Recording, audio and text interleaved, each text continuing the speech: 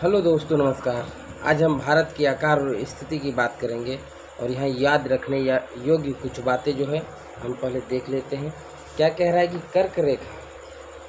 कर्क रेखा या 23 degree 7 minute उत्तरी अक्षांश रेखा देश को दो बराबर भागों में बांटते हैं। ठीक है, अगला क्वेश्चन है, भारत का अक्षांशीय विस्तार 8 डिग्री 4 मिनट से 37 डिग्री 6 मिनट उत्तरी अक्षांश तक। ठीक है, अगला क्वेश्चन है, भारत का देशांतरीय विस्तार जो है 68 डिग्री 7 मिनट पूर्व से 97 डिग्री 25 मिनट पूर्व तक है, पूर्व देशांतर तक है। भारत का कुल क्षेत्रफल 32.8 लाख वर्ग किलोमीटर है और ये बीपीएससी में क्वेश्चन पूछा गया था सेंसिटिविटी में, या इसको कह सकते हैं 32,87,263 वर्ग किलोमीटर में फैला हुआ है। ठीक है, अगला क्वेश्चन देखते हैं।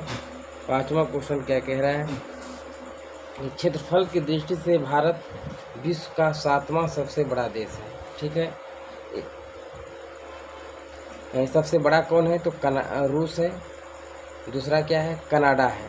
ठीक है, तीसरा क्या है चीन है और चौथा क्या है संयुक्त राज्य अमेरिका है।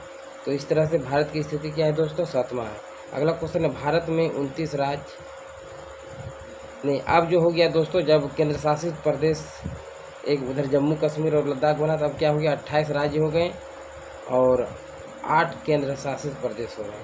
ठीक है, अगला क्वेश्चन है, 82.5 डिग्री पूर्वी देशांतर रेखा को भारत की मानक याम्योत्तर रेखा कहते हैं और ये कहाँ से गुजरता है तो इलाहाबाद नैनी के निकट से गुजरती है। ठीक है, अगला क्वेश्चन है, भारत में क्षेत्रफल के आधार पर सबसे बड़ा राज्य राजस्थान है और सबसे छोटा राज्य कौन सा है, गोवा है।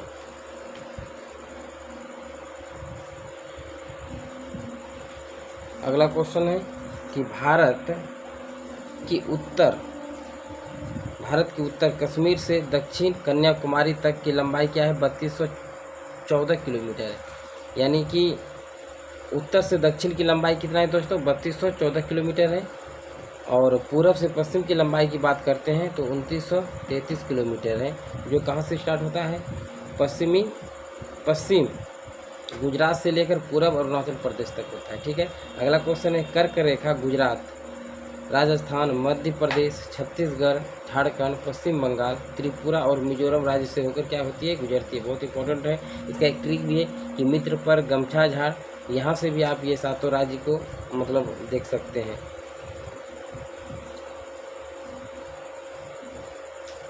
अगला क्वेश्चन है, भारत और श्रीलंका के बीच खाड़ी को मन्नार की खाड़ी कहते हैं। भारत और श्रीलंका के बीच कौन सी खाड़ी है तो मन्नार की खाड़ी है। और एक चीज़ ये भी याद रखना है कि पाक जलडमरू मध्य जो है भारत और श्रीलंका के ही बीच है। अगला क्वेश्चन है कि श्रीलंका तथा मालदीव दक्षिण में हमारे द्वीप राष्ट्र है। ठीक है, अगला क्वेश्चन है, स्वेज नहर के निर्माण के कारण यूरोप से भारत की समुद्री दूरी 7000 किलोमीटर क्या हुई, कम हो गई। ठीक है, अगला क्वेश्चन है, अब एक अंक वाले प्रश्न देख लेते हैं। कौन सा अक्षांश वृत्त भारत को 2 भागों में विभक्त करता है तो 23 डिग्री 7 मिनट उत्तरी अक्षांश या कर्क रेखा। ठीक है, अगला क्वेश्चन है, भारत का सबसे पूर्वी देशांतर कौन सा है तो 97 डिग्री 25 मिनट पूर्वी देशांतर रेखा है। ठीक है, अगला क्वेश्चन है दोस्तों कि भारत और श्रीलंका को अलग करने वाली जल संधि का क्या नाम है तो पाक जल संधि। अभी यही बताएं, पाक जल संधि कह सकते हैं या पाक जलडमरू मध्य भी कह सकते हैं। अगला क्वेश्चन है, आप यदि कवारती जाना चाहते हैं तो किस केंद्र शासित प्रदेश में जाएंगे तो लक्षद्वीप। ठीक है, अगला क्वेश्चन है, भारत का अक्षांशीय विस्तार क्या है तो 8 डिग्री 4 मिनट उत्तर से 37 डिग्री 6 मिनट उत्तर अक्षांश के मध्य है। इसी को कह सकते हैं 8 डिग्री 4 मिनट से 37 डिग्री 6 मिनट उत्तरी अक्षांश।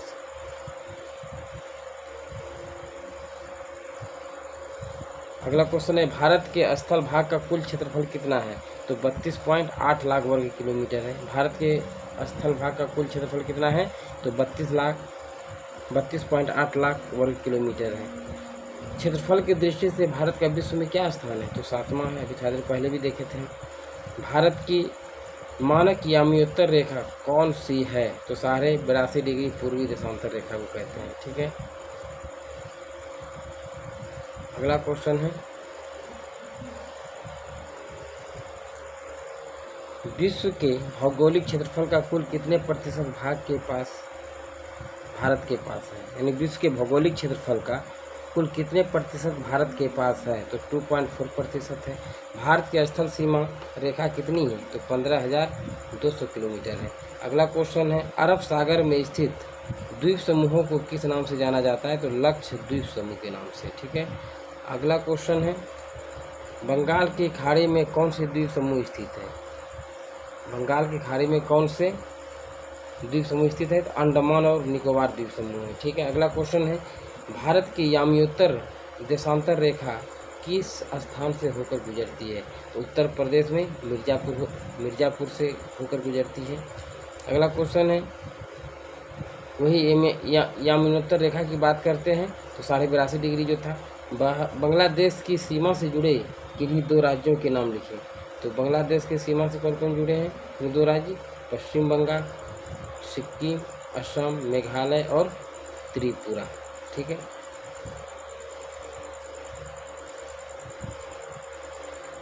और इसको ट्रिक्स के माध्यम से अगर याद रखना चाहते हैं तो अब मित्र में लिखकर आप इसको याद रख सकते हैं। अगला क्वेश्चन है कि स्वेज नहर किन 2 सागरों को जोड़ती है? तो भूमध्य सागर को लाल सागर से जोड़ती है। ठीक है, अगला क्वेश्चन है दोस्तों, भारत के पूर्व दिशा में स्थित 2 पड़ोसी देशों के नाम लिखे। तो बांग्लादेश और म्यांमार है। भारत के ऐसे 2 राज्य के नाम लिखे जिनकी न तो अंतर्राष्ट्रीय सीमा है और न ही तटीय सीमा है। तो हरियाणा, मध्य प्रदेश, छत्तीसगढ़ और झारखंड। ठीक है, अगला क्वेश्चन है दोस्तों, सबसे लंबी तट रेखा वाला राज्य कौन सा है? तो कौन सा है? गुजरात है। ठीक है, सबसे लंबी तट रेखा वाला राज्य कौन सा है? गुजरात है। अगला क्वेश्चन है, भारत का कौन सा राज्य 3 तरफ से बांग्लादेश से घिरा है? तो त्रिपुरा घिरा हुआ है। अब अगला क्वेश्चन देखते हैं जो बहुत इंपॉर्टेंट क्वेश्चन है, उन देशों के नाम बताइए जो क्षेत्रफल से में भारत से क्या है? बड़े हैं।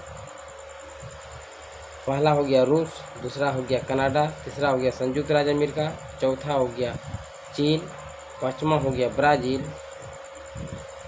और छठा हो गया ऑस्ट्रेलिया।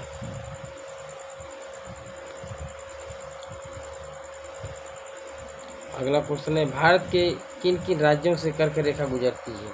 ठीक है, तो भारत के किन किन राज्यों से कर्क रेखा गुजरती है? तो राजस्थान हो गया पहला, दूसरा हो गया मध्य प्रदेश, तीसरा हो गया छत्तीसगढ़, चौथा हो गया झारखंड, पांचवा हो गया पश्चिम बंगाल, छठा हो गया त्रिपुरा और सातवां हो गया मिजोरम। यानी कि अभी मित्र पर गमछा झाड़, इसको ट्रिक लगा के आप इसको याद रख सकते हैं। अगला क्वेश्चन है, भारत की तट रेखा कितनी लंबी है? इनके 2 लाभों का उल्लेख कीजिए। भारत की तट रेखा जो है 7516.6 किलोमीटर है। ठीक है, भारत की तट रेखा की लंबाई कितनी है? 7516.6 किलोमीटर है। बहुत से महत्वपूर्ण बंदरगाहों को स्थापित करने में मदद मिलती है। ये बंदरगाह भारत के लिए विदेशी व्यापार द्वार है। ठीक है, दूसरा पॉइंट है, मत्स्य उद्योग को विकसित करने में सहायक बनी। इस उद्योग में हजारों मछुआरों को रोजगार मिला। ठीक है, अगला क्वेश्चन देखते हैं, अरुणाचल प्रदेश के पूर्वी भाग तथा गुजरात के पश्चिमी भाग के मध्य सूर्योदय में 2 घंटों का अंतर क्यों है? तो पहला पॉइंट है, भारत का पूर्वी देशांतर 97 डिग्री 25 मिनट पूर्व है। ठीक है, भारत का पूर्वी देशांतर 97 डिग्री 25 मिनट पूर्व है, जबकि पश्चिमी भाग का देशांतर 68 डिग्री 7 मिनट पूर्व है। इस प्रकार यह विस्तार 30 के लगभग है। ठीक है, अगला क्वेश्चन है, 1 डिग्री देशांतर को पार करने में सूर्य 4 मिनट का समय लेता है। और तीसरा पॉइंट है, इस प्रकार 4 × 30 यानी 120 मिनट अर्थात 2 घंटे अंतर होगा। अगला क्वेश्चन है, भारत को मानक समय की आवश्यकता क्यों पड़ी? तो देखते हैं, भारत के पूर्वी तथा पश्चिमी छोर के मध्य 30 देशांतरों का अंतर है। दूसरा, यह अंतर समय के अनुसार लगभग 2 घंटों के बराबर है। तीसरा, समूचे देश को व्यवस्थित रखने के लिए एक समय की आवश्यकता पड़ती है। अतः 82.5 डिग्री पूर्वी देशांतर को भारत का क्या कहा गया है? मानक समय कहा गया है। ठीक है, अगला क्वेश्चन है, भारत के विभिन्न देशों से संपर्क के कारण किन चीज़ों का आदान प्रदान हुआ? इसका उल्लेख कीजिए। भारत से विभिन्न देशों में जाने वाली वस्तुएं तथा विचार, वस्तुओं के विचार, रामायण तथा पंचतंत्र की कहानियाँ। यानी अच्छा, एक क्वेश्चन ये भी हम यहाँ देख लेते हैं, पंचतंत्र के लेखक कौन थे दोस्तों? तो विष्णु शर्मा थे। कौन थे? विष्णु शर्मा थे। ठीक है, पंचतंत्र के लेखक कौन थे? तो विष्णु शर्मा थे। ठीक है, और रामायण के कौन थे? तो वाल्मीकि थे। ठीक है, भारतीय अंक एवं दशमलव प्रणाली और मसाले, मलमल आदि कहाँ से? भारत से मतलब निर्यात होते थे। और अब उसी तरह विभिन्न देशों से भारत आने वाली भी कुछ चीज़ें थी, जैसे यूनानी स्थापत्य कला भारत में आई। पश्चिमी एशिया से वास्तुकला के प्रतीक मीनारों तथा गुंबदों का विचार भारत में आया। अगला क्वेश्चन है, भारत के पड़ोसी राष्ट्रों के नाम दिशाओं के अनुसार लिखें। ठीक है, उत्तर पश्चिम दिशा में भारत के पड़ोसी देश कौन कौन है? तो पाकिस्तान है और अफगानिस्तान है। उत्तर दिशा में भारत के पड़ोसी देश है चीन, तिब्बत, नेपाल और भूटान है। पूर्व दिशा में भारत के पड़ोसी देश दो है, म्यांमार है और बांग्लादेश है। दक्षिण भारत में पड़ोसी देश कौन कौन है? तो श्रीलंका है और मालदीव है। अगला क्वेश्चन है आपका, हिंद महासागर में भारत की केंद्रीय स्थिति का इसे किस प्रकार लाभ प्राप्त होता है?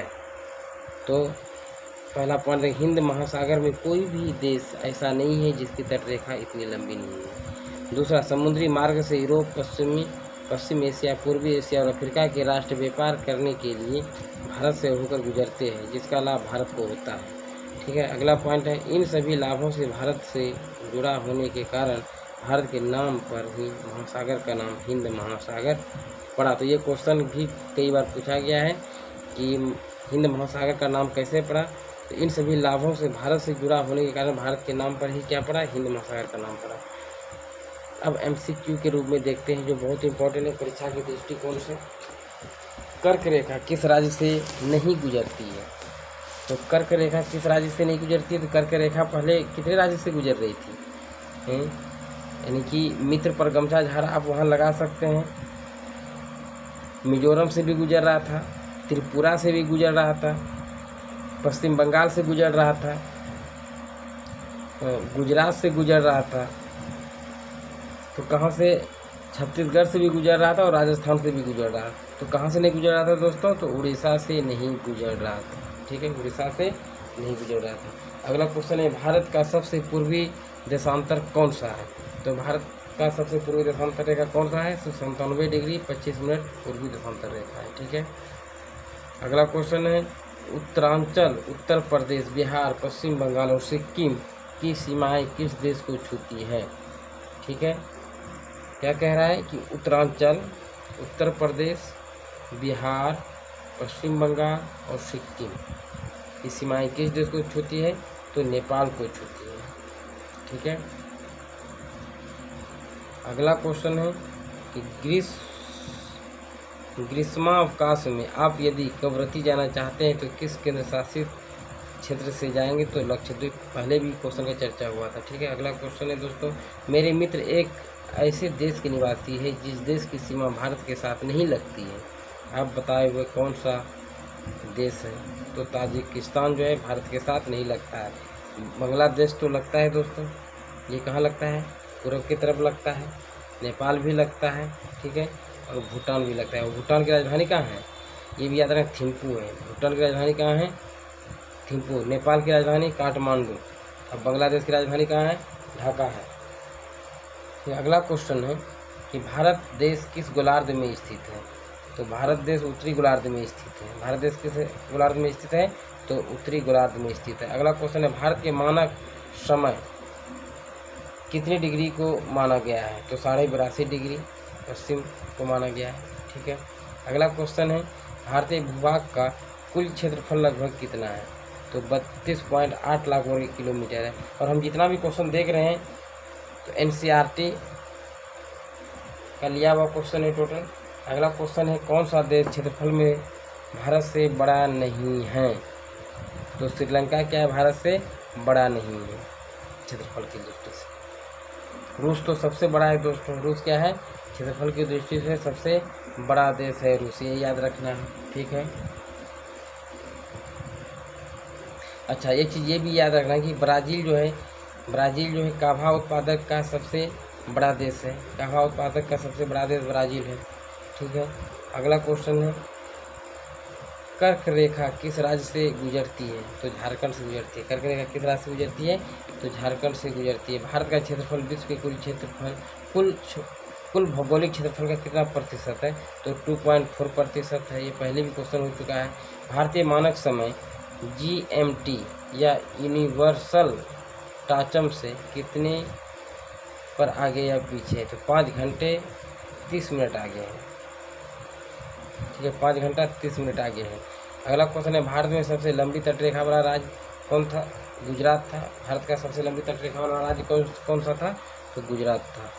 और ये चीज़ ये भी याद रखना है कि केरल मसालों का सबसे बड़ा उत्पादक राज्य है, ठीक है। अगला क्वेश्चन है, इनमें से कौन देश भारतीय उपमहाद्वीप देशों की गिनती में नहीं आता है? तो चीन जो है भारतीय उपमहादेशों की गिनती में नहीं आता है। भारत और श्रीलंका को अलग करने वाले जल संधि है, तो पाक जल संधि है। इसके पहले हम भी चर्चा किए हैं। पाक जलम्बू मध्य भारत और श्रीलंका के बीच ही है। क्षेत्रफल की दृष्टि से भारत का विश्व में क्या स्थान है? तो 7वां है। क्षेत्रफल की दृष्टि से भारत का विश्व में क्या स्थान है? तो 7वां है।